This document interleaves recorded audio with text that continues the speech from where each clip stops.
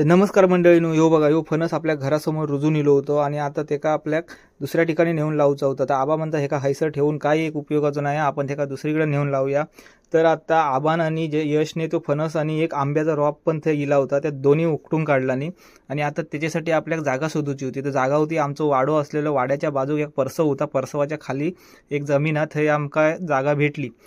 थंयच एक 1 ते 1.5 फुटाचा खड्डो यशने काढून घेतला आणि व्यवस्थित एका गोल करून घेतला. आबान बाजूच्या शेतात पडलेला शेणखत थोडंसं घेऊन इलो आणि आपल्या स्वतःच्या हातान ती रोपटा दोन्ही पण त्या खड्ड्यात लावला.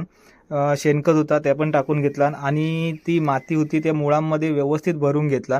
आता ती माती भरून झाल्यानंतर आम्ही एक बांबू घेऊन आला होता. तो बांबू तिथं बाजूक ते एका सपोर्टला लावून त्याला बांधून घेतला, कारण वारं वगैरे आल्यावर उडवू नको. आणि थोड्या वेळा थोडीशी बाजूची माती आणला आणि त्याका भर म्हणून घालून घेतला.